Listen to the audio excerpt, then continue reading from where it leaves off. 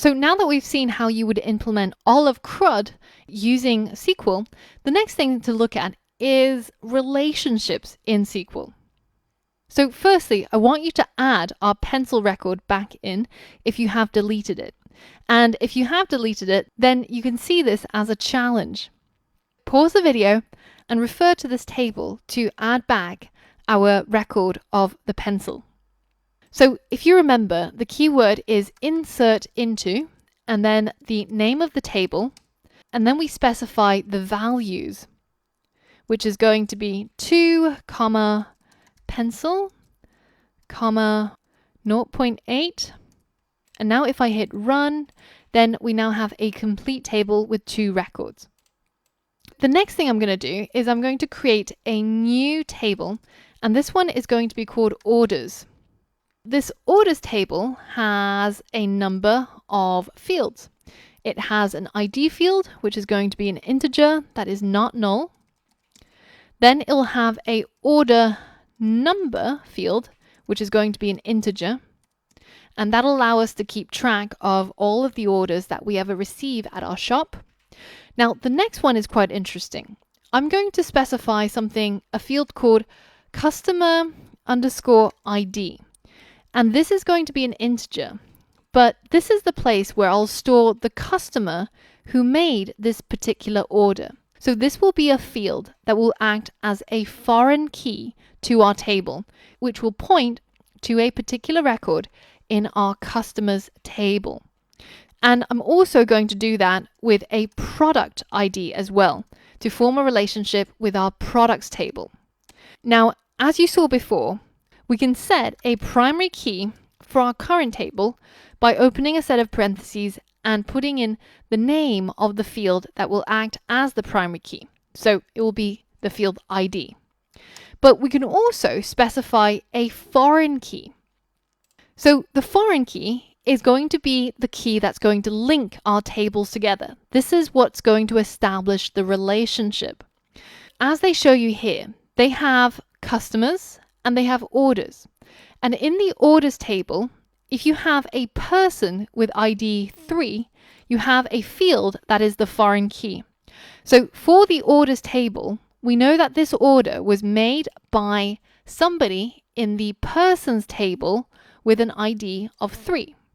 So at a later point, we can retrieve all of the data in that record that's associated with this order.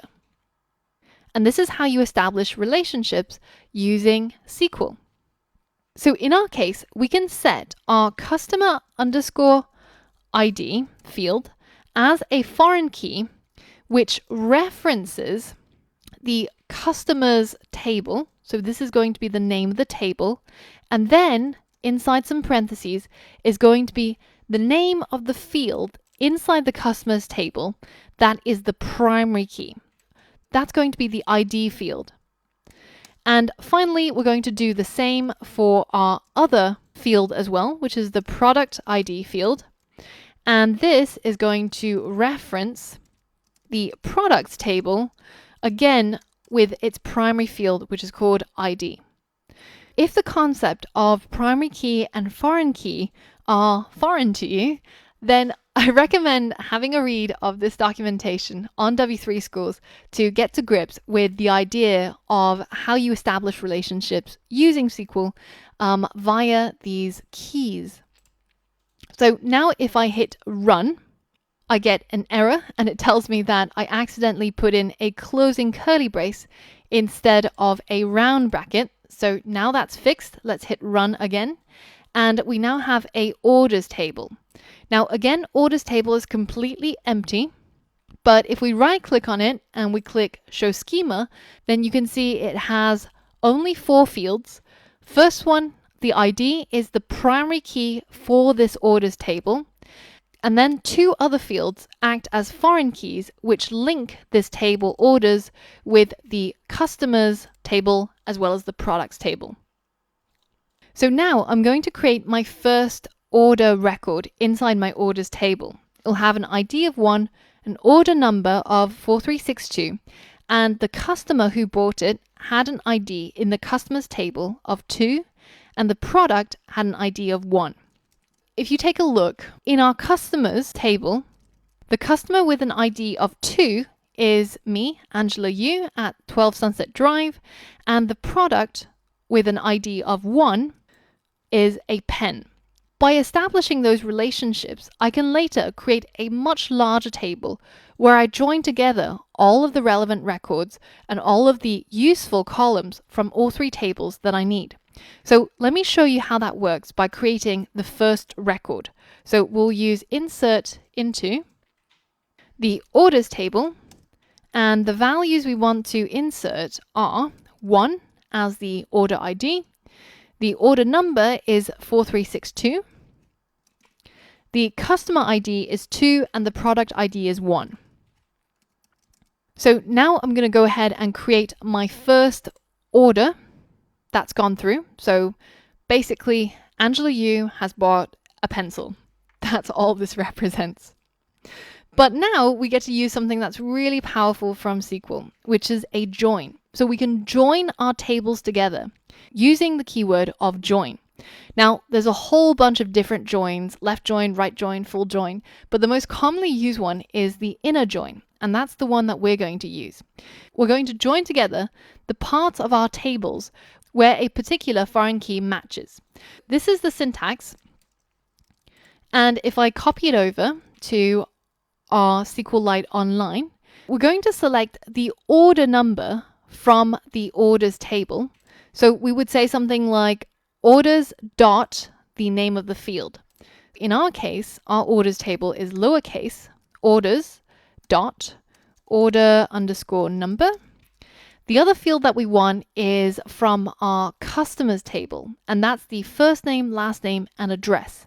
So we would write customers dot first underscore name, customers dot last underscore name, and customers dot address.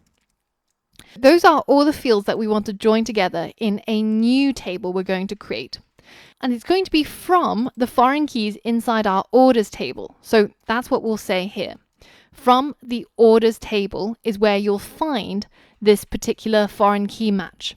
So the next thing is inner join, and the table we want to join is our customers table. And after the keyword on is going to be the fields that will match. It's going to be the foreign key in our orders table that's called customer underscore ID, and it's going to match with the primary key on our customers table, which is called simply ID.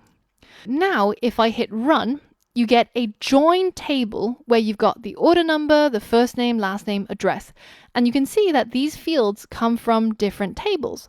But we've now managed to search through all of our tables and records, and we've managed to match up the orders and join them in a new table, which is way more useful for us. So for example, if we wanted to dispatch order number 4362, then we'll know who it's going to be sent to and what their address is.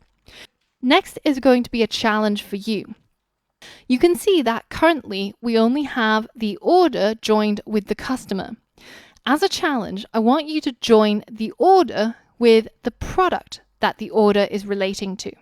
Pause the video now and try to change the code so that you can complete this challenge.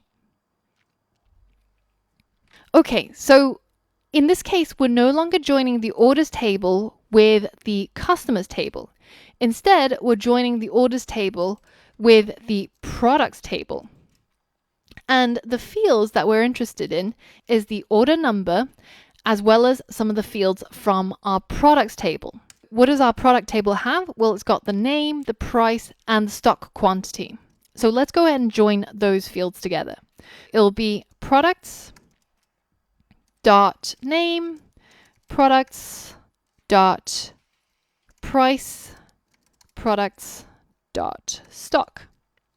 And we're joining from the foreign keys in the orders table. We're performing an inner join, and we're joining it to the products table.